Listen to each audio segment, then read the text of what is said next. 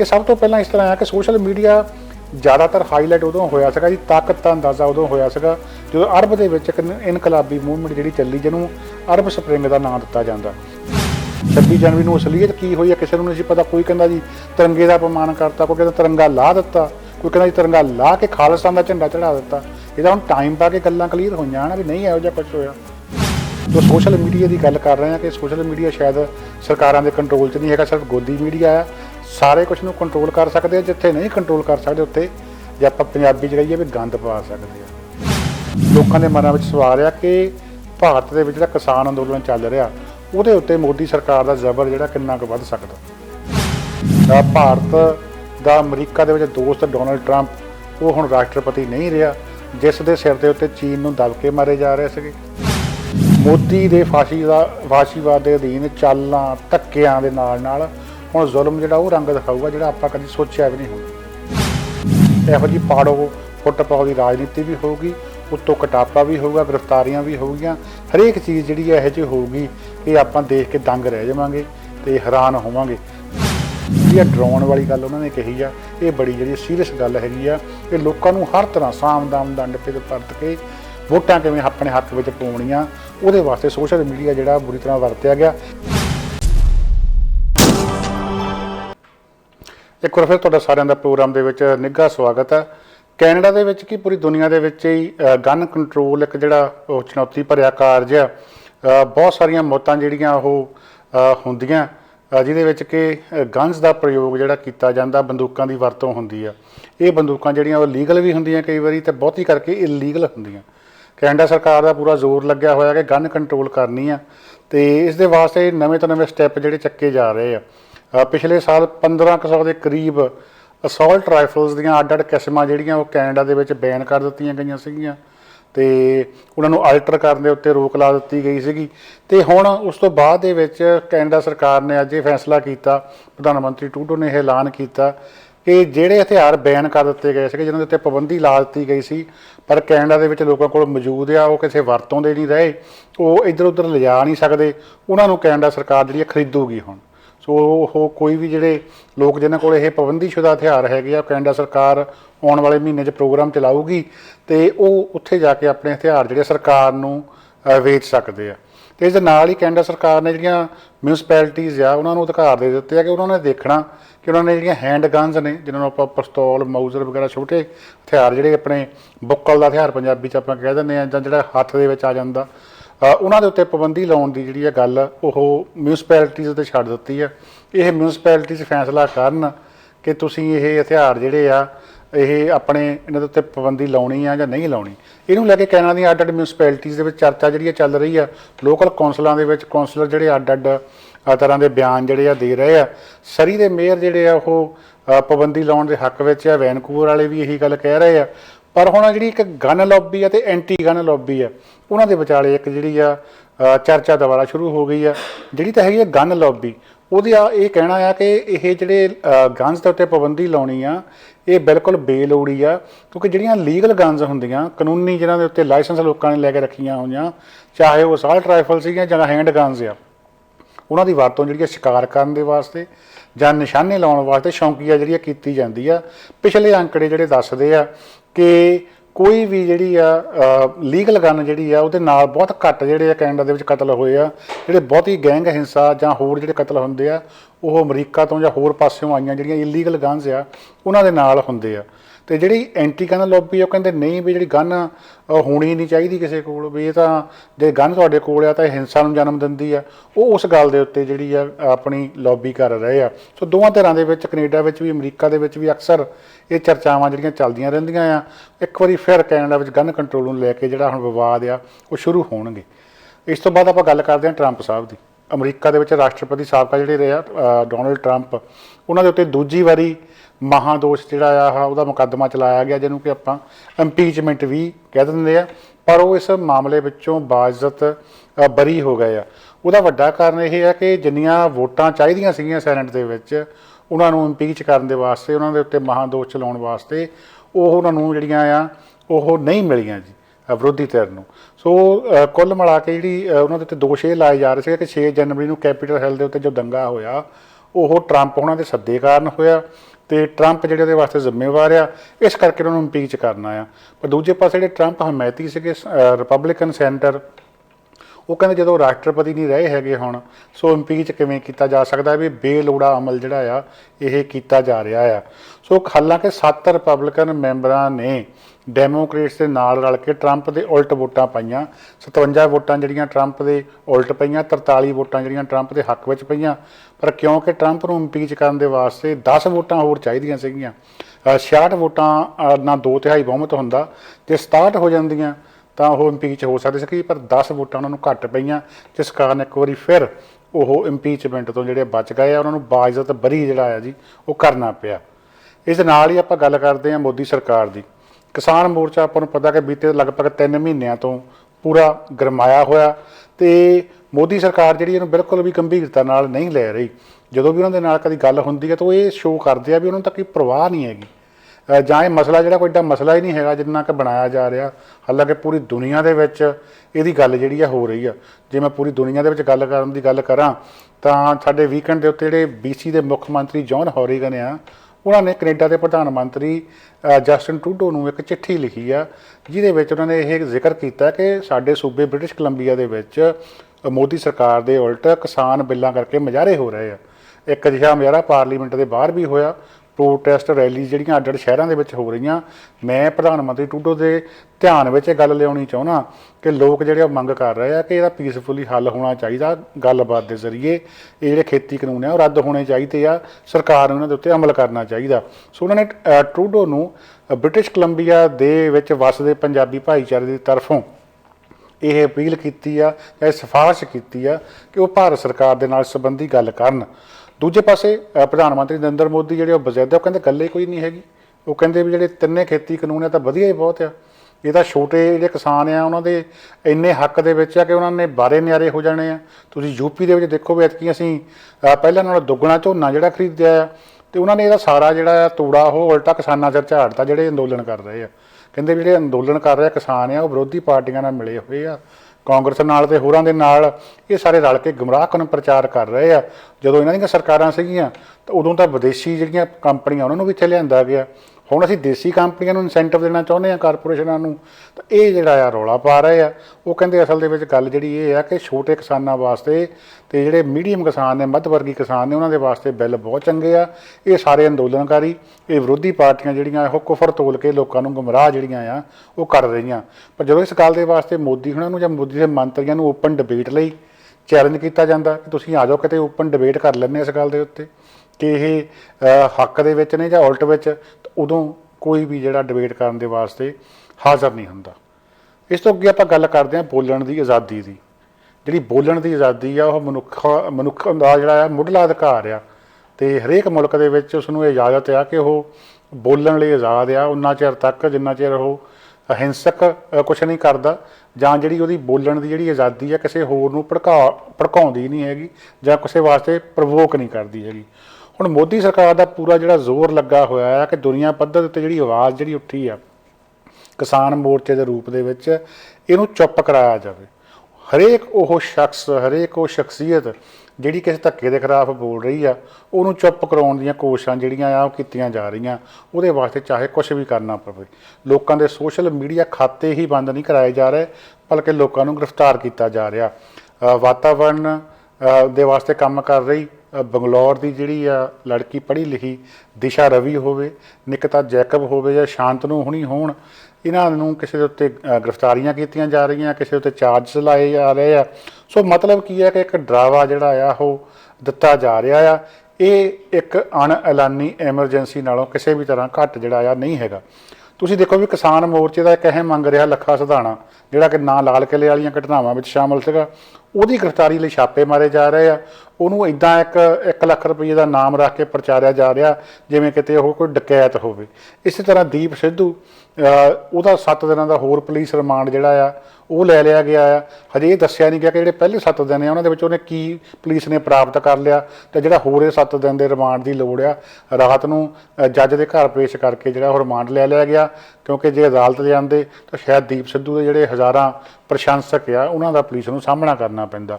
200 ਦੇ ਕਰੀਬ ਹੋਰ ਨੌਜਵਾਨ ਨੌਜਵਾਨ ਜਿਹੜੇ ਆ ਉਹ ਕਿਸਾਨ ਮੋਰਚੇ ਨਾਲ ਸੰਬੰਧਿਤ ਅੰਦਰ ਦਿੱਤੇ ਹੋਏ ਆ। 16 ਦੇ ਕਰੀਬ ਜਿਹੜੇ ਲਾਪਤਾ ਆ। 1150 ਦੇ ਕਰੀਬ ਟਵਿੱਟਰ ਖਾਤੇ ਜਿਹੜੇ ਆ ਬੰਦ ਕਰ ਦਿੱਤੇ ਗਏ ਆ। ਇਹਨਾਂ ਦੇ ਵਿੱਚ ਬੰਦ ਕਰਨ ਵਾਲੇ ਕੌਣ ਨੇ? ਜਿਹੜੇ ਕਿਸਾਨ ਸੰਘਰਸ਼ ਦੀ ਗੱਲ ਕਰਦੇ ਸੀਗੇ ਜਾਂ ਗਾਹੇ ਬਗਾਹੇ ਮੋਦੀ ਸਰਕਾਰ ਦੀ ਧੱਕੇਸ਼ਾਹੀ ਦੀ ਗੱਲ ਕਰਦੇ ਸੀਗੇ। ਗੁਰਪ੍ਰੀਤ ਬਠਿੰਡੇ ਵਰਗਾ ਆਰਟਿਸਟ ਜਿਹੜਾ ਕਿ ਸਿਰਫ ਕਿਸਾਨ ਮੋਰਚੇ ਦੀਆਂ ਤਸਵੀਰਾਂ ਹੀ ਤਿਆਰ ਕਰਦਾ ਸੀ, ਚਿੱਤਰ ਤਿਆਰ ਕਰਦਾ ਸੀਗਾ, ਆਰਟਿਸਟ ਆ, ਪੇਂਟਰ ਆ, ਉਹਦਾ ਟਵਿੱਟਰ ਅਕਾਊਂਟ ਵੀ ਸ਼ਾਂਤਮਈ ਗੱਲ ਕਰਨ ਵਾਲੇ ਲੋਕ ਜਿਹੜੇ ਉਹਨਾਂ ਦੇ ਮੂੰਹ ਵੀ ਬੰਦ ਕਰਾਏ ਜਾ ਰਹੇ ਆ।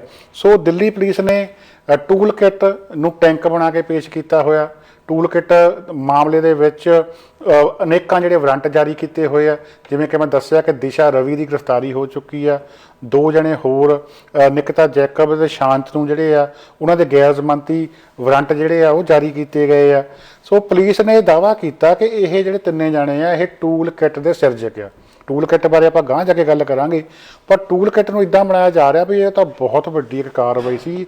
ਇਹ ਤਾਂ ਜਿੱਦਾਂ ਵੀ ਅਲ-ਕਾਇਦਾ ਵਾਲਿਆਂ ਦਾ ਕੋਈ ਘਰ ਹੋਵੇ ਜਿਹਦੇ ਵਿੱਚ ਬਹਿ ਕੇ ਸਲਾਹਾਂ ਕਰਦੇ ਸੀਗੇ, ਜਿਨ੍ਹਾਂ ਨੇ ਭਾਰਤ ਦੇ ਖਿਲਾਫ ਨਹੀਂ ਕਿੱਡਾ ਵੱਡਾ ਜਿਹੜਾ ਹਮਲਾ ਉਹ ਕਰ ਦੇਣਾ ਸੀਗਾ। ਸੋ ਇਸ ਨੂੰ ਦੇਸ਼ ਦੇ ਖਿਲਾਫ, ਭਾਰਤ ਦੇ ਖਿਲਾਫ ਬਹੁਤ ਵੱਡੀ ਸਾਜ਼ਿਸ਼ ਦੱਸਿਆ ਜਾ ਰਿਹਾ ਪੁਲਿਸ ਵੱਲੋਂ। ਤੇ ਪੁਲਿਸ ਦਾ ਕਹਿਣਾ ਆ ਇਹ ਜਿਹੜੇ ਦਿਸ਼ਾ ਰਵੀ, ਨਿਕਿਤਾ ਜੈਕਬ ਤੇ ਸ਼ਾਂਤਨੂ ਆ, ਇਹਨਾਂ ਨੇ ਰਲ ਕੇ ਸਾਰਾ ਕੁਝ ਬਣਾਇਆ। ਇਹਨਾਂ ਨੇ ਨਾਲ ਖਾਲਿਸਤਾਨ ਪੱਖੀ ਸਮਰਥਕ ਜਥੇਬੰਦੀ ਪੋਇਟਿਕ ਜਸਟਿਸ ਫਾਊਂਡੇਸ਼ਨ ਨੂੰ ਨਾਲ ਰਲਾਇਆ। ਜਦੋਂ ਕਿ ਕੈਨੇਡਾ ਪਾਸੇ ਲੋਕ ਚੰਗੀ ਤਰ੍ਹਾਂ ਜਾਣਦੇ ਆ ਕਿ ਪੋਇਟਿਕ ਜਸਟਿਸ ਫਾਊਂਡੇਸ਼ਨ ਦਾ ਖਾਲਿਸਤਾਨ ਦੇ ਨਾਲ ਕੋਈ ਲੈਣਾ ਦੇਣਾ ਜਿਹੜਾ ਆ ਉਹ ਨਹੀਂ ਹੈਗਾ। ਉਹ ਸਿਰਫ ਇੱਕ ਬੋਲਣ ਦੀ ਆਜ਼ਾਦੀ ਦੀ ਮਦਈ ਜਿਹੜੀ ਇੱਕ ਨੌਜਵਾਨਾਂ ਦੀ ਜਥੇਬੰਦੀ ਆ। ਤੇ ਨੌਜਵਾਨ ਵੀ ਉਹ ਆ ਜਿਹੜੇ ਕਿ ਹੁਣ ਤੱਕ ਭੰਗੜੇ ਨਾਲ ਜੁੜੇ ਰਹੇ ਆ ਤੇ ਇੱਥੇ ਭੰਗੜੇ ਦੇ ਵੱਡੇ ਵੱਡੇ ਜਿਹੜੇ ਆ ਮੁਕਾਬਲੇ ਕਰਾਉਂਦੇ ਰਹੇ ਆ। ਸੋ ਪੁਲਿਸ ਦਾ ਦੋਸ਼ ਹੈ ਕਿ ਜਿਹੜੀ ਪੋਇਟਿਕ ਜਸਟਿਸ ਫਾਊਂਡੇਸ਼ਨ ਆ ਉਹਨਾਂ ਨੂੰ ਇਹਨਾਂ ਨੇ ਦਿਸ਼ਾ ਰਵੀ ਅਤੇ ਸਾਥੀਆਂ ਨੇ 11 ਜੂਨ ਨੂੰ ਇੱਕ ਸੱਦਾ ਦਿੱਤਾ। ਇੱਕ ਜ਼ੂਮ ਜਿਹੜੀ ਮੀਟਿੰਗ ਜਿਹੜੀ ਕਰਵਾਈ ਗਈ। ਅੱਜ ਕੱਲ੍ਹ ਪਤਾ ਕਿ ਲੋਕ ਨਹੀਂ ਮਿਲਦੇ ਤਾਂ ਜ਼ੂਮ ਦੇ ਉੱਤੇ ਆਪਾਂ ਬਹੁਤ ਸਾਰੇ ਪ੍ਰੋਫੈਸ਼ਨਲ ਜਿਹੜੇ ਮੀਟਿੰਗਸ ਕਰ ਰਹੇ ਆ। ਸੋ ਕਹਿੰਦੇ ਵੀ ਉਹਨਾਂ ਨੇ ਜ਼ੂਮ ਦੇ ਉੱਤੇ ਮੀਟਿੰਗ ਕੀਤੀ ਹੈ। ਹੁਣ ਜ਼ੂਮ ਨੂੰ ਵੀ, ਜ਼ੂਮ ਜਿਹੜੀ ਕੰਪਨੀ ਆ ਉਹਨੂੰ ਭਾਰਤ ਸਰਕਾਰ ਨੇ ਚਿੱਠੀ ਲਿਖੀ ਆ ਕਿ 11 ਜਨਵਰੀ ਨੂੰ ਜਿਹੜੀ ਮੀਟਿੰਗ ਹੋਈ ਆ ਆਨਲਾਈਨ, ਉਹਦੇ ਵਿੱਚ 70 ਜਣਿਆਂ ਨੇ ਗੱਲਬਾਤ ਕੀਤੀ ਆ, 70 ਜਣਿਆਂ ਨੇ ਭਾਗ ਲਿਆ। ਉਹ ਸਾਨੂੰ 70 ਜਣਿਆਂ ਦੇ ਵੇਰਵੇ ਜਿਹੜੇ ਆ ਉਹ ਦਿਓ। ਸੋ ਮਤਲਬ ਕਿ ਗੱਲ ਨੂੰ ਗਾਹਾਂ ਦੀ ਗਾਹਾਂ ਐਡੀ ਬਣਾ ਕੇ ਪੇਸ਼ ਕੀਤਾ ਜਾ ਰਿਹਾ ਕਿ ਇੱਕ ਮੀਟਿੰਗ ਕਰਨੀ, ਇੱਕ ਗੱਲਬਾਤ ਕਰਨੀ, ਉਹ ਵੀ ਜਿਹੜੀ ਕਿ ਦੁਨੀਆ ਪੱਧਰ ਦੇ ਉੱਤੇ ਪੜ੍ਹੇ ਲਿਖੇ ਲੋਕ ਜਿਨ੍ਹਾਂ ਦਾ ਕਦੀ ਵੀ ਕਿਸੇ ਤਰ੍ਹਾਂ ਦੀ ਹਿੰਸਾ ਵਿੱਚ ਨਾ ਹੱਥ ਰਿਹਾ, ਨਾ ਉਹਨਾਂ ਨੇ ਕਦੀ ਹਿੰਸਾ ਪ੍ਰਮੋਟ ਕੀਤੀ ਆ, ਉਹਨਾਂ ਨੂੰ ਜਿਹੜਾ ਜੀ ਉਹ ਨਿਸ਼ਾਨਾ ਬਣਾਇਆ ਜਾ ਰਿਹਾ। ਹੁਣ ਬਹੁਤ ਸਾਰੇ ਲੋਕ ਪੁੱਛ ਰਹੇ ਵੀ ਟੂਲ ਕਿੱਟ ਕੀ ਹੁੰਦੀ ਆ? ਇਹ ਟੂਲ ਕਿੱਟ ਕੋਈ ਹਥਿਆਰ ਹੁੰਦਾ ਨਵਾਂ ਆ? ਇਹ ਕੋਈ ਮਿਜ਼ਾਈਲ ਹੁੰਦੀ ਆ? ਇਹ ਕੋਈ ਜਿਹੜਾ ਕੋਈ ਬੰਬ ਹੁੰਦਾ ਆ? ਜਿਸ ਤਰੀਕੇ ਦੇ ਨਾਲ ਭਾਰਤ ਸਰਕਾਰ ਤੇ ਉਹਨਾਂ ਦਾ ਜਿਹੜਾ ਗੋਦੀ ਮੀਡੀਆ ਉਹ ਟੂਲ ਕਿੱਟ ਨੂੰ ਪ੍ਰਚਾਰ ਰਿਹਾ, ਲੋਕਾਂ ਨੂੰ ਸੁਣਨ ਨੂੰ ਸ਼ਾਇਦ ਇੱਦਾਂ ਹੀ ਲੱਗਦਾ ਕਿ ਇਹ ਕੋਈ ਬਹੁਤ ਖਤਰਨਾਕ ਚੀਜ਼ ਹੈਗੀ ਆ। ਪਰ ਜੇ ਆਪਾਂ ਇਹਦੇ ਬਾਰੇ ਦੱਸੀਏ ਤਾਂ ਇੱਕ ਆਨਲਾਈਨ ਸਾਧਨ ਆ ਜਿੱਥੇ ਆਪਾਂ ਇਹਨੂੰ ਇੱਕ ਆਨਲਾਈਨ ਸਲਾਹ ਮਸ਼ਵਰੇ ਦਾ ਕੇਂਦਰ ਕਹਿ ਸਕਦੇ ਹਾਂ, ਜਿੱਥੇ ਕੋਈ ਵੀ ਵਿਅਕਤੀ ਜਿਹੜਾ ਆ ਉਹ ਜੇ ਵਿਅਕਤੀਆਂ ਦਾ ਸਮੂਹ ਆ ਉੱਥੇ ਵਿਚਾਰ ਕਰ ਸਕਦੇ ਆ, ਉੱਥੇ ਦਸਤਾਵੇਜ਼ ਸਾਂਝੇ ਕਰ ਸਕਦੇ ਆ ਤੇ ਉਸ ਦਸਤਾਵੇਜ਼ਾਂ ਨੂੰ ਘਟਾ ਵਧਾ ਸਕਦੇ ਆ, ਉਹਦੇ ਵਿੱਚ ਐਡ ਕਰ ਸਕਦੇ ਆ, ਗੱਲਾਂ ਰਿਮੂਵ ਕਰ ਸਕਦੇ ਆ ਤਾਂ ਕਿ ਸਾਰੇ ਜਾਣੇ ਉੱਥੇ ਆ ਕੇ ਪੜ੍ਹੀ ਜਾਣ। ਸੋ ਉਹਨੂੰ ਜਿੱਦਾਂ ਆਪਾਂ ਫੇਸਬੁੱਕ ਦੇ ਉੱਤੇ ਮੰਨ ਲਓ ਕੋਈ ਪੋਸਟ ਪਾ ਦਈਏ, ਉਹਦੇ ਵਿੱਚ ਹੋਰ ਆਪਾਂ 99 ਜਾਣੇ ਨਾਲ ਟੈਗ ਕਰ ਦਈਏ, ਕੁਝ ਦੋਸਤ ਜਿਹੜੇ ਹੋਰ ਕਮੈਂਟ ਕਰਨ ਆ ਜਾਣ। ਸੋ ਉਸ ਟਾਈਪ ਵਿਚਾਰ ਚਰਚਾ ਜਿਹੜੀ ਆ ਉਹ ਇੱਕ ਅੰਦਰ ਗਰੁੱਪ 'ਚ ਹੁੰਦੀ ਹੈ, ਜਾਣੀ ਕਿ ਫੇਸਬੁੱਕ ਖੁੱਲ੍ਹੀ ਆ, ਫੇਸਬੁੱਕ ਦੇ ਵਿੱਚ ਵੀ ਕਈ ਗਰੁੱਪ ਕਲੋਜ਼ਡ ਹੁੰਦੇ ਆ। ਇੱਦਾਂ ਹੀ ਇੱਕ ਇਹ ਟੂਲ ਕਿੱਟ ਜਿਹੜਾ ਸਾਧਨ ਆ ਜਿਹਦੇ ਵਿੱਚ ਤੁਸੀਂ ਅੰਦਰ ਖਾਤੇ ਆਪਣੇ ਦਸਤਾਵੇਜ਼ ਸ਼ੇਅਰ ਕਰ ਸਕਦੇ ਆ, ਗੱਲਾਂ ਬਾਤਾਂ ਜਿਹੜੀਆਂ ਸ਼ੇਅਰ ਕਰ ਸਕਦੇ ਆ। ਜੇ ਮੈਂ ਸੌਖੇ ਤਰੀਕੇ ਦੱਸਾਂ ਵੀ ਗੂਗਲ ਡਰਾਈਵ ਜਿਹੜੀ ਆਪਾਂ ਬਹੁਤ ਸਾਰੇ ਲੋਕ ਪ੍ਰੋਫੈਸ਼ਨਲ ਵਰਤਦੇ ਆ, ਉਹ 'ਚ ਫੋਟੋਆਂ ਰੱਖ ਲੈਂਦੇ ਆ ਲੋਕ, ਵੀਡੀਓਜ਼ ਰੱਖ ਲੈਂਦੇ ਆ। ਉਹਦੇ ਵਿੱਚ ਜੇ ਕੋਈ ਗਰੁੱਪ ਹੈਗਾ ਆ ਉਹ ਆਪਸ ਵਿੱਚ ਗੱਲਾਂ ਬਾਤਾਂ ਕਰ ਲੈਂਦਾ, ਆਪਣੇ ਡਾਕੂਮੈਂਟਸ ਰੱਖ ਲੈਂਦਾ। ਫੋਰ ਐਗਜ਼ਾਮਪਲ ਮੈਂ ਰੀਅਲ ਸਟੇਟ ਦੀ ਐਗਜ਼ਾਮਪਲ ਦੇ ਦਿੰਦਾ ਇੱਥੇ ਕਿ ਰੀਅਲ ਸਟੇਟ ਵੀ ਟੂਲ ਕਿੱਟ ਵਰਤਦੇ ਆ। ਜਦੋਂ ਉਹ ਆਪਣੇ ਸੌਫਟਵੇਅਰ ਦੇ ਉੱਤੇ ਕੋਈ ਲਿਸਟਿੰਗ ਪਾਉਂਦੇ ਆ ਅਤੇ ਨਾਲ ਜਿਹੜੇ ਆਪਣੇ ਡਾਕੂਮੈਂਟਸ ਇੱਕ ਟੂਲ ਕਿੱਟ ਦੇ ਵਿੱਚ ਉੱਪਰ ਨਾਲ ਐਡ ਕਰ ਦਿੰਦੇ ਆ ਕਿ ਇਸ ਘਰ ਦਾ ਟਾਈਟਲ ਆ ਪਿਆ ਆ, ਪ੍ਰੋਪਰਟੀ ਡਿਸਕਲੋਜ਼ਰ ਸਟੇਟਮੈਂਟ ਆ ਪਈ ਆ, ਇਸ ਘਰ ਦੇ ਬਾਰੇ ਜਿਹੜੇ ਲੇਟੈਂਟ ਡਿਫੈਕਟ ਹੈਗੇ ਉਹ ਆ ਪਏ ਆ, ਇਹਦੇ ਨਾਲ ਰਿਲੇਟਡ ਹੋਰ ਦਸਤਾਵੇਜ਼ ਜੇ ਕਿਸੇ ਨੇ ਬਾਹਰ ਨੇ ਜਾਂ ਬਾਹਰ ਦੇ ਰਿਐਲਟਰ ਨੇ ਦੇਖਣੇ ਆ ਤਾਂ ਇੱਥੋਂ ਦੇਖ ਸਕਦਾ। ਇੱਦਾਂ ਕੋਈ ਇਮੀਗ੍ਰੇਸ਼ਨ ਏਜੰਟ ਹੈਗਾ ਉਹ ਇੱਕ ਟੂਲ ਕਿੱਟ ਬਣਾ ਲੈਂਦਾ, ਉਸ ਟੂਲ ਕਿੱਟ ਦੇ ਵਿੱਚ ਉਹ ਅੱਡ ਫਾਰਮ ਭਰ ਦਿੰਦਾ, ਰੱਖ ਦਿੰਦਾ ਵੀ ਆਹ ਸਟੂਡੈਂਟ ਜੇ ਕਿਸੇ ਨੇ ਵੀਜ਼ਾ ਅਪਲਾਈ ਕਰਨਾ ਤਾਂ ਆਹ ਫਾਰਮ ਆ, ਫੈਮਿਲੀ ਕੇਸ ਕਿਸੇ ਨੇ ਅਪਲਾਈ ਕਰਨਾ ਤਾਂ ਆਹ ਫਾਰਮ ਆ, ਮੇਰੀ ਫੀਸ ਕਿੰਨੀ ਹੋਊਗੀ ਉਹਨਾਂ ਦੀ ਲਿਸਟ ਜਿਹੜੀ ਆਹ ਹੈਗੀ ਆ, ਆਫਿਸ ਸਾਡੇ ਕਿੱਥੇ ਕਿੱਥੇ ਉਹਨਾਂ ਦੀ ਲਿਸਟ ਆਹ ਹੈਗੀ ਆ, ਜਿਹੜੀਆਂ ਹੋਰ ਇਹਦੇ ਨਾਲ ਸਪੋਰਟਿੰਗ ਡਾਕੂਮੈਂਟਸ ਚਾਹੀਦੇ ਆ ਤੁਹਾਡੀ ਐਪਲੀਕੇਸ਼ਨ ਦੇ ਨਾਲ ਉਹ ਇੱਦਾਂ ਦੇ ਹੋਣੇ ਚਾਹੀਦੇ ਆ। ਸੋ ਉਹਨੂੰ ਇੱਕ ਥਾਂ ਰੱਖ ਦਿਓ ਤਾਂ ਕਿ ਦੁਨੀਆ ਵਿੱਚ ਕਿਤੇ ਵੀ ਉਹ ਵਰਤੋਂ ਆ ਸਕੇ, ਉਹਨੂੰ ਟੂਲ ਕਿੱਟ ਕਹਿੰਦੇ ਆ। ਸੋ ਇੱਕ ਇਹ ਟੂਲ ਕਿੱਟ ਸੀਗੀ ਜਿਹਦੇ ਵਿੱਚ 70 ਜਾਣੇ ਇੰਨੀ ਸਲਾਹ ਕਰਦੇ ਸੀਗੇ ਵੀ ਆਪਾਂ ਭਾਰਤ ਨੂੰ ਪੁੱਛੀਏ ਵੀ ਲੋਕਾਂ ਨਾਲ ਧੱਕਾ ਕਿਉਂ ਕਰ ਰਹੇ ਆ। ਆਪਾਂ ਉੱਥੇ ਪੋਸਟਰ ਪਾ ਦਿੰਦੇ ਆ, ਉੱਥੇ ਆਪਾਂ ਹੈਸ਼ਟੈਗ ਜਿਹੜੇ ਦੱਸਦੇ ਵੀ ਆਹ ਹੈਸ਼ਟੈਗ ਜਿਹੜੇ ਯੂਜ਼ ਕੀਤੇ ਜਾਣੇ ਚਾਹੀਦੇ ਆ, ਜਾਂ ਮਸਲਨ UN ਦੀਆਂ ਆਹ ਈਮੇਲਸ ਰੱਖ ਦਿੰਦੇ ਆ ਵੀ ਜੇ ਕਿਸੇ ਨੇ ਈਮੇਲ ਕਰਨੀ ਆ ਤਾਂ ਇਹਨਾਂ ਈਮੇਲਸ ਦੇ ਉੱਤੇ ਅਧਿਕਾਰੀ ਬੈਠੇ, ਇਹਨਾਂ ਨੂੰ ਈਮੇਲ ਕਰੋ। ਆਹ 4-5 ਤਰ੍ਹਾਂ ਦੇ ਲੈਟਰਸ ਦੇ ਨਮੂਨੇ ਪਏ ਆ, ਇੱਦਾਂ ਦੀ ਸ਼ਬਦਾਵਲੀ ਦੀ ਲੈਟਰ ਜਿਹੜੀ ਆ ਉਹਨਾਂ ਨੂੰ ਲਿਖੋ। ਇਹ ਹੁੰਦੀ ਆ ਜੀ ਟੂਲ ਕਿੱਟ। ਇਹ ਬਿਲਕੁਲ ਉਵੇਂ ਹੀ ਆ ਜਿਵੇਂ ਕਿਸੇ ਹਲਵਾਈ ਦੇ ਕੋਲ ਲੂਣਦਾਨੀ ਹੁੰਦੀ ਆ, ਇਹ ਬਿਲਕੁਲ ਉਵੇਂ ਹੀ ਆ ਜਿਵੇਂ ਕਿਸੇ ਪਲੰਬਰ ਦੇ ਕੋਲ ਕਿੱਟ ਹੁੰਦੀ, ਉਹਦੇ ਕੰਮ ਦੀ ਹੁੰਦੀ ਆ, ਤੇ ਹਰੇਕ ਦੇ ਕੋਲ ਇੱਕ ਆਪਣੀ ਟੂਲ ਕਿੱਟ ਹੁੰਦੀ ਆ। ਸੋ ਇੱਕ ਆਨਲਾਈਨ ਸਾਧਨ ਆ, ਪਰ ਇਹਨੂੰ ਬਣਾ ਇੱਦਾਂ ਦਿੱਤਾ ਗਿਆ ਵੀ ਇਹ ਤਾਂ ਬਹੁਤ ਖਤਰਨਾਕ ਜਿਹੜੀ ਆ ਚੀਜ਼ ਆ। ਇਹ ਤਾਂ ਅਲ-ਕਾਇਦਾ ਨਾਲੋਂ ਵੀ ਉਲਟਾ ਕੰਮ ਹੋ ਗਿਆ। ਇਹ ਤਾਂ ਬਹੁਤ ਵੱਡੇ ਬਹਿ ਕੇ ਸਲਾਹਾਂ ਕਰਦੇ ਸੀਗੇ, ਪਤਾ ਨਹੀਂ ਭਾਰਤ ਦਾ ਇਹਨਾਂ ਨੇ ਕਿੰਨਾ ਨੁਕਸਾਨ ਕਰ ਦੇਣਾ ਸੀਗਾ, ਤੇ ਮਗਰ ਭਗਤ ਨੇ ਆ ਜੀ। ਤੇ ਜਿਹੜੇ ਮੋਦੀ ਦੇ ਆ ਜਾਂ ਗੋਦੀ ਮੀਡੀਆ ਜਾਂ ਜਿਹੜੇ ਮਗਰ ਲੱਗਣ ਵਾਲੇ ਲੋਕ ਆ, ਉਹ ਹਊਆ ਬਣਾ ਕੇ ਬਹਿ ਗਿਆ ਇਸ ਟੂਲ ਕਿੱਟ ਨੂੰ ਵੀ ਇਹ ਤਾਂ ਖਰੇ ਪਤਾ ਨਹੀਂ ਕਿੰਨੀ ਕੁ ਚੀਜ਼ ਜਿਹੜੀ ਆ ਖਤਰਨਾਕ ਆ, ਜਦੋਂ ਕਿ ਭਾਰਤ ਸਰਕਾਰ ਦਾ ਹਰ ਵਿਭਾਗ ਲਗਭਗ ਜਿਹੜਾ ਟੂਲ ਕਿੱਟ ਵਰਤ ਰਿਹਾ, ਉਹ ਲੋਕਾਂ ਨੂੰ ਵਰਤੋਂ ਕਰਨ ਦੇ ਬਾਅਦ ਦੱਸ ਦਿੰਦੇ ਆ ਕਿ ਤੁਹਾਡਾ ਸਮਾਨ ਇੱਥੇ ਪਿਆ, ਜੇ ਕੋਈ ਚੀਜ਼ ਚੱਕਣੀ ਆ ਇਸ ਟੂਲ ਕਿੱਟ ਵਿੱਚੋਂ ਚੱਕ ਲਿਓ। ਹਰੇਕ ਵੱਡੇ ਆਫਿਸ ਦੇ ਵਿੱਚ ਟੂਲ ਕਿੱਟ ਜਿਹੜੀ ਆ ਉਹ ਵਰਤੀ ਜਾਂਦੀ ਆ। ਹੁਣ ਗਾਂਹ ਕੀ ਹੋਇਆ ਕਿ ਇਹਦੇ ਨਾਲ ਅਮਰੀਕਨ ਜਿਹੜਾ ਇੱਕ RSS ਦੇ ਉਲਟ ਲੋਕਾਂ ਨੂੰ ਜਾਗਰੂਕ ਕਰਨ ਵਾਲਾ ਵਿਅਕਤੀ ਆ ਪੀਟਰ ਫਰੈਡਰਿਕ, ਉਹਨੂੰ ਜੋੜ ਦਿੱਤਾ ਗਿਆ। ਪੀਟਰ ਫਰੈਡਰਿਕ ਉਹ ਵਿਅਕਤੀ ਆ ਜਿਹਨੇ ਜਦੋਂ ਹਾਊਡੀ ਮੋਦੀ ਰੈਲੀ ਇੱਥੇ ਹੋਈ ਸੀ ਅਮਰੀਕਾ ਵਿੱਚ, ਮੋਦੀ ਹੁਣੀ ਆਏ ਸੀਗੇ, ਉਹਦੇ ਬਾਰੇ RSS ਬਾਰੇ ਲੋਕਾਂ ਨੂੰ ਜਾਗਰੂਕ ਕਰਾਇਆ ਸੀਗਾ। ਹਰੇ ਕੱਪੜਿਆਂ ਦੇ ਵਿੱਚ ਟੋਪੀ ਲੈ ਕੇ ਬੋਲਦੇ ਹੋਏ ਬੰਦੇ ਦੀ ਤੁਸੀਂ YouTube ਤੇ ਵੀਡੀਓ ਬਹੁਤਿਆਂ ਨੇ ਦੇਖੀ ਹੋਣੀ ਆ, ਬਹੁਤ ਵਾਇਰਲ ਹੋਈ ਸੀਗੀ। ਸੋ ਉਹਨੂੰ ਵੀ ਵਿੱਚ ਜਿਹੜਾ ਰਲਾਇਆ ਜਾ ਰਿਹਾ। ਗੱਲ ਕੀ ਹੈ ਕਿ ਨੈਰੇਟਿਵ ਸਿਰਜਿਆ ਜਾ ਰਿਹਾ, ਕਿ ਬਰਤਾਂਤ ਸਿਰਜਿਆ ਜਾ ਰਿਹਾ ਵੀ ਲੋਕੀ ਡਰ ਜਾਣ। ਇੱਕ ਨਵਾਂ ਜਿਹੜਾ ਹਊਆ ਟੂਲ ਕਿੱਟ ਘੜ ਦਿੱਤੀ ਗਈ ਵੀ ਇਹ ਪਤਾ ਨਹੀਂ ਕਿੰਨੀ ਕੁ ਖਤਰਨਾਕ ਚੀਜ਼ ਹੁੰਦੀ ਹੈ। ਲੋਕੀ ਟੂਲ ਕਿੱਟ ਦਾ ਨਾਂ ਦੇਖ ਕੇ ਘਬਰਾ ਜਾਣ, ਤੇ ਜਿਹੜੇ ਲੋਕ ਗੱਲ ਕਰ ਰਹੇ ਆ, ਸਿਰਫ ਗੱਲ ਕਰ ਰਹੇ ਆ, ਉਹਨਾਂ ਦੀ ਬੋਲਣ ਦੀ ਆਜ਼ਾਦੀ ਰੋਕਣ ਦੇ ਵਾਸਤੇ ਇਹ ਪ੍ਰਚਾਰ ਕੀਤਾ ਜਾਵੇ ਕਿ ਇਹ ਤਾਂ ਬਹੁਤ ਵੱਡੇ ਜਿਹੜੇ ਖਤਰਨਾਕ ਭਾਰਤ ਵਿਰੋਧੀ ਲੋਕ ਆ, ਲੋਕੀ ਜਿਹੜੇ ਆ ਉਹਨਾਂ ਦੇ ਨਾਲ ਹੇਟ ਕਰਨ ਲੱਗ ਪੈਣ। ਸੋ ਇਹ ਰਾਜਨਾਥ ਸਿੰਘ ਨੇ ਕਈ ਵਾਰੀ ਇਹ ਗੱਲ ਕਹੀ ਆ, ਮੈਂ ਕਈ ਵਾਰੀ ਦੁਹਰਾਈ ਆ, ਅਗਲੀ ਜੰਗ ਜਿਹੜੀ ਆ ਉਹ ਦਿਮਾਗਾਂ 'ਚ ਲੜੀ ਜਾਣੀ ਆ। ਸੋ ਇਹ ਦਿਮਾਗਾਂ ਦੀ ਜਿਹੜੀ ਆ ਜੰਗ ਆ ਉਹ ਲੜੀ ਜਾ ਰਹੀ ਆ। ਸੋ ਹਰ ਉਹ ਵਿਅਕਤੀ ਜਿਹਦਾ ਦਿਮਾਗ ਚੱਲਦਾ, ਜਿਹੜਾ ਬੋਲਣ ਦੀ ਆਜ਼ਾਦੀ ਦਾ ਮਦਈ ਆ, ਸਰਕਾਰਾਂ ਦੀ ਗੱਲ ਸਮਝਦਾ ਆ, ਉਹਦੇ ਉਲਟ ਬੋਲਦਾ, ਉਹਦੇ ਵਾਸਤੇ ਜਿਹੜਾ ਆ ਇਹ ਉਹਨੂੰ ਨਿਸ਼ਾਨਾ ਜਿਹੜਾ ਆ ਬਣਾਇਆ ਜਾਣਾ ਆ। ਚਾਹੇ ਉਹ ਜਿਹੜੇ ਉੱਪਰ ਦਿੱਤੇ ਮੈਂ ਪਹਿਲਾਂ ਬੰਦੇ ਦੱਸੇ ਆ, ਰਵੀ ਦਿਸ਼ਾ ਹੋਣੀ, ਨਿਕਿਤਾ ਜੈਕਬ ਹੋਣੀ, ਸ਼ਾਂਤਨੂ ਹੋਣੀ ਹੋਣ, ਕੈਨੇਡਾ ਵਾਲਾ ਮੋਹ ਧਾਲੀਵਾਲ ਹੋਵੇ, ਅਨੀਤਾ ਜਿਹੜੀ ਆ ਲਾਲ ਹੋਵੇ, ਗ੍ਰੇਟਾ ਥਨਬਰਗ ਹੋਵੇ, ਜਾਂ ਅਮਰੀਕਾ ਵਾਲਾ ਪੀਟਰ ਫਰੈਡਰਿਕ ਹੋਵੇ, ਜਾਂ ਦੀਪ ਸਿੱਧੂ ਜਾਂ ਲੱਖਾ ਹੋਣ। ਜਿਹੜਾ ਵੀ ਬੰਦਾ ਦਿਮਾਗ ਨਾਲ ਗੱਲ ਕਰੂਗਾ, ਜਿਹੜਾ ਵੀ ਬੰਦਾ ਜਿੱਥੋਂ ਉਹਨੂੰ ਸਮਝ ਲੱਗਦੀ ਹੈ ਵੀ ਨੈਰੇਟਿਵ ਕੀ ਸਿਰਜ ਰਹੇ ਆ, ਉਹਨਾਂ ਦੇ ਉੱਤੇ ਇਹੋ ਜਿਹੇ ਹੀ ਨੈਰੇਟਿਵ ਸਿਰਜ ਕੇ ਲੋਕਾਂ ਨੂੰ ਭੜਕਾਇਆ ਜਾਊਗਾ। ਹੁਣ ਇੱਕ ਜਿਹੜੀ ਗੱਲ ਹੋਰ ਲੋਕਾਂ ਦੇ ਦਿਮਾਗਾਂ ਵਿੱਚ ਆ ਜਾਂਦੀ ਆ ਵੀ ਜਿਹੜਾ ਸੋਸ਼ਲ ਮੀਡੀਆ ਆ, ਇਹ ਸਾਡੇ ਬੋਲਣ ਦਾ ਬਹੁਤ ਵੱਡਾ ਜਿਹੜਾ ਆ ਸਾਧਨ ਆ। ਇੱਥੇ ਅਸੀਂ ਖੁੱਲ੍ਹ ਕੇ ਆਪਣੀ ਗੱਲ ਰੱਖ ਸਕਦੇ ਹਾਂ। ਲੋਕਾਂ ਨੂੰ ਲੱਗਦਾ ਕਿ ਇਹ ਤਾਂ ਬਹੁਤ ਵਧੀਆ ਗੱਲ ਹੈ, ਅਸੀਂ ਆਪਣੇ ਮਨ ਦੀ ਗੱਲ ਜਿਹੜੀ ਆ ਉਹ ਖੁੱਲ੍ਹ ਕੇ ਕਰ ਸਕਦੇ ਹਾਂ, ਸਾਨੂੰ ਸਰਕਾਰ ਦਾ ਕੋਈ ਡਰ ਨਹੀਂ ਹੈਗਾ। ਇਹ ਸੋਸ਼ਲ ਮੀਡੀਆ ਜਿਹੜਾ ਕਿੰਨਾ ਕੁ ਸੇਫ ਆ, ਇਹ ਵੀ ਇੱਕ ਬਹੁਤ ਵੱਡਾ ਸਵਾਲ ਆ। ਤਾਂ ਪਹਿਲੀ ਗੱਲ ਤਾਂ ਮੈਂ ਇਹ ਦੱਸ ਦੇਵਾਂ ਕਿ ਸੋਸ਼ਲ ਮੀਡੀਆ ਕਿਸੇ ਵੀ ਮੁਲਕ ਦੀ ਸਰਕਾਰ ਦੀ ਆਗਿਆ ਤੋਂ ਬਿਨਾਂ ਨਹੀਂ ਚੱਲਦਾ। ਇਹ ਉਹ ਡਿਸਾਈਡ ਕਰਦੇ ਆ ਕਿ ਕਿਹੜਾ ਪ੍ਰੋਗਰਾਮ ਕਿੱਥੇ ਚੱਲਣਾ, ਕਿੱਥੇ ਨਹੀਂ ਚੱਲਣਾ। ਇਹ ਉਹ ਡਿਸਾਈਡ ਕਰਦੇ ਆ ਵੀ ਅਸੀਂ ਫੇਸਬੁੱਕ ਪੇਜ 'ਤੇ ਚੱਲਣ ਦੇਣਾ ਆ ਕਿ ਨਹੀਂ ਚੱਲਣ ਦੇਣਾ, YouTube ਦੇ ਉੱਤੇ ਆ ਗਾਣਾ ਜਿਹੜਾ ਆ ਚੱਲਣ ਦੇਣਾ ਕਿ ਨਹੀਂ ਚੱਲਣਾ। ਐਗਜ਼ਾਮਪਲ ਹੈ ਆਪਣੇ ਕੋਲ ਪਿੱਛੇ ਬੀਤੇ ਦੇ ਨਹੀਂ ਕਨਵਰ ਗਰੇਵਾਲ, ਹਿੰਮਤ ਸੰਧੂ, ਉਹਨਾਂ ਦੇ ਗਾਣੇ ਜਿਹੜੇ ਭਾਰਤ ਵਿੱਚੋਂ ਬੈਨ ਕੀਤੇ ਗਏ ਆ। 1150 ਦੇ ਕਰੀਬ ਜਿਹੜੇ ਟਵਿੱਟਰ ਖਾਤੇ ਜਿਹੜੇ ਕਿ ਕਿਸਾਨਾਂ ਦੇ ਹੈਸ਼ਟੈਗਸ ਦੀ ਗੱਲ ਕਰਦੇ ਸੀਗੇ, ਉਹ ਜਿਹੜੇ ਆ ਉਡਾਏ ਗਏ ਆ। ਸੋ ਮਤਲਬ ਕੀ ਆ ਵੀ ਜੇ ਤੁਸੀਂ ਉੱਥੇ ਭਾਰਤ ਵਿੱਚ ਰਹਿ ਕੇ ਸੋਸ਼ਲ ਮੀਡੀਆ ਦੇ ਉੱਤੇ ਸਮਝਦੇ ਵੀ ਆਜ਼ਾਦੀ ਆ, ਤੁਹਾਡੇ ਖਾਤੇ ਬੰਦ ਕੀਤੇ ਜਾ ਸਕਦੇ ਆ, ਇੱਥੋਂ ਤੱਕ ਕਿ ਤੁਹਾਨੂੰ ਗ੍ਰਿਫਤਾਰ ਕੀਤਾ ਜਾ ਸਕਦਾ, ਤੁਹਾਡੇ ਉੱਤੇ UAPA ਵਰਗੇ ਕੇਸ ਜਿਹੜੇ ਉਹ ਪਾਏ ਜਾ ਸਕਦੇ ਆ ਤਾਂ ਕਿ ਤੁਸੀਂ ਬੋਲ ਨਾ ਸਕੋ। ਸੋ ਹੁਣ ਜਿਹੜੀ ਸੋਸ਼ਲ ਮੀਡੀਆ ਨੂੰ ਰੋਕਣ ਦੀ ਗੱਲ ਹੈਗੀ ਆ, ਇਹ ਸਭ ਤੋਂ ਪਹਿਲਾਂ ਇਸ ਤਰ੍ਹਾਂ ਆ ਕਿ ਸੋਸ਼ਲ ਮੀਡੀਆ ਜ਼ਿਆਦਾਤਰ ਹਾਈਲਾਈਟ ਉਦੋਂ ਹੋਇਆ ਸੀਗਾ ਜੀ, ਤਾਕਤ ਦਾ ਅੰਦਾਜ਼ਾ ਉਦੋਂ ਹੋਇਆ ਸੀਗਾ ਜਦੋਂ ਅਰਬ ਦੇ ਵਿੱਚ ਇੱਕ ਇਨਕਲਾਬੀ ਮੂਵਮੈਂਟ ਜਿਹੜੀ ਚੱਲੀ, ਜਿਹਨੂੰ ਅਰਬ ਸਪਰਿੰਗ ਦਾ ਨਾਂ ਦਿੱਤਾ ਜਾਂਦਾ। ਸੋ ਜਦੋਂ ਇਹ ਮੁਹਿੰਮ ਸ਼ੁਰੂ ਹੋਈ ਤਾਂ ਫੇਸਬੁੱਕ, ਟਵਿੱਟਰ ਦੇ ਉੱਤੇ ਬਹੁਤ ਜਿਹੜਾ ਲੋਕਾਂ ਦਾ ਜ਼ੋਰ ਲੱਗਿਆ। ਲੋਕਾਂ ਨੂੰ ਲੱਗਾ ਕਿ ਇਹ ਜਿਹੜਾ ਇਨਕਲਾਬ ਆ ਇਹ ਸੋਸ਼ਲ ਮੀਡੀਆ ਰਾਹੀਂ ਆ ਸਕਦਾ। ਸਰਕਾਰਾਂ ਦਾ, ਏਜੰਸੀਆਂ ਦਾ ਵੀ ਧਿਆਨ ਹੋ ਗਿਆ ਵੀ ਆਹ ਤਾਂ ਲੋਕਾਂ ਦੇ ਹੱਥ ਦੇ ਵਿੱਚ ਬਹੁਤ ਵੱਡਾ ਹਥਿਆਰ ਆ ਗਿਆ। ਸੋ ਉਹਨਾਂ ਨੇ ਦੇਖਿਆ ਕਿ ਉਹਨਾਂ ਨੇ ਸੈਮੀਨਾਰ ਕਰਵਾਏ, ਕਿਤਾਬਾਂ ਲਿਖੀਆਂ, ਐਸੇ ਲਿਖੇ ਗਏ ਵੀ ਇਹਨੂੰ ਕੰਟਰੋਲ ਕਿੱਦਾਂ ਕੀਤਾ ਜਾਊਗਾ। ਸੋ ਸਿੱਟਾ ਇਹ ਨਿਕਲਿਆ ਇਹਨਾਂ ਨੂੰ ਕੰਟਰੋਲ ਕਰਨਾ ਬੜਾ ਔਖਾ ਆ, ਇਹਨੂੰ ਗੰਧਲਾ ਕਰ ਦਿਓ। ਇਹਦੇ ਵਿੱਚ ਆਪਣੀ ਜਿਹੜੀ ਗੱਲਬਾਤ ਹੈ ਨਾਲ ਉਹ ਛੱਡ ਦਿਓ। ਸੋ ਬਜਾਏ ਕਿ ਇਹਨਾਂ ਨੂੰ ਕੰਟਰੋਲ ਕਰਨ, ਜਿੱਥੇ ਬਹੁਤ ਜ਼ਿਆਦਾ ਕੰਟਰੋਲ ਕਰਨ ਦੀ ਲੋੜ ਹੈ ਬੰਦ ਕਰ ਦਿਓ। ਜੇ ਨਹੀਂ ਬੰਦ ਹੁੰਦਾ ਤਾਂ ਇਹਨਾਂ ਵਿੱਚ ਗੰਦਲ ਚੌਦੇ ਇੰਨੀ ਫੈਲਾ ਦਿਓ ਕਿ ਮੰਨ ਲਓ ਕੋਈ ਗੱਲ ਹੈਗੀ, ਕੋਈ ਜਾਣਕਾਰੀ ਹੈਗੀ ਆ, ਉਹਦੇ ਨਾਲ ਮਿਲਦੀ ਜੁਲਦੀ ਜਾਣਕਾਰੀ ਆਪਣੀ ਛੱਡ ਦਿਓ। 4 ਜਣੇ ਉਹਦੇ ਹੱਕ 'ਚ ਕਰ ਦਿਓ, 4 ਜਣੇ ਉਹਦੇ ਵਿਰੋਧ ਵਿੱਚ ਕਰ ਦਿਓ, 10 ਜਣੇ ਉਹਨੂੰ ਗਾਲਾਂ ਕੱਢਣ ਲਾ ਦਿਓ, ਅਤੇ ਉਸ ਤੋਂ ਬਾਅਦ ਦਰਜਨਾਂ ਅਫਵਾਹਾਂ ਫੈਲਾ ਦਿਓ, ਤਾਂ ਕਿ ਉਹ ਜਿਹੜੀ ਜਾਣਕਾਰੀ ਅਸਲੀ ਸੀ ਉਹ ਇੰਨੀ ਡਿਲਿਊਟ ਹੋ ਜਾਵੇ, ਲੋਕਾਂ ਨੂੰ ਸਮਝ ਨਾ ਲੱਗੇ। ਜਿਵੇਂ ਕਿ 26 ਜਨਵਰੀ ਨੂੰ ਹੋਇਆ। 26 ਜਨਵਰੀ ਨੂੰ ਅਸਲੀਅਤ ਕੀ ਹੋਈ ਹੈ ਕਿਸੇ ਨੂੰ ਨਹੀਂ ਸੀ ਪਤਾ। ਕੋਈ ਕਹਿੰਦਾ ਜੀ ਤਿਰੰਗੇ ਦਾ ਅਪਮਾਨ ਕਰਤਾ, ਕੋਈ ਕਹਿੰਦਾ ਤਿਰੰਗਾ ਲਾ ਦਿੱਤਾ, ਕੋਈ ਕਹਿੰਦਾ ਜੀ ਤਿਰੰਗਾ ਲਾ ਕੇ ਖਾਲਿਸਤਾਨ ਦਾ ਝੰਡਾ ਚੜ੍ਹਾ ਦਿੱਤਾ। ਇਹਦਾ ਹੁਣ ਟਾਈਮ ਪਾ ਕੇ ਗੱਲਾਂ ਕਲੀਅਰ ਹੋਈਆਂ ਨਾ ਵੀ ਨਹੀਂ ਇਹੋ ਜਿਹਾ ਕੁਛ ਹੋਇਆ। ਪਰ ਮੌਕੇ ਦੇ ਉੱਤੇ ਸਾਡੇ ਕਿਸਾਨ ਆਗੂ ਵੀ ਇਹਨਾਂ ਗੱਲਾਂ ਵਿੱਚ ਆ ਗਏ, ਸਾਡੇ ਆਮ ਲੋਕ ਵੀ ਜਿਹੜੇ ਇਹਨਾਂ ਗੱਲਾਂ ਦੇ ਵਿੱਚ ਆ ਗਏ, ਕਿਉਂਕਿ ਉਹਨਾਂ ਨੇ ਪ੍ਰੋਪੇਗੈਂਡਾ ਜਿਹੜੀ ਜਾਣਕਾਰੀ ਹੈ ਗੰਦਲ ਚੌਦੇ ਆ ਨਾਲ ਇੰਨੀ ਜਿਹੜੀ ਆ ਉਹ ਪਾ ਦਿੱਤੀ ਆ।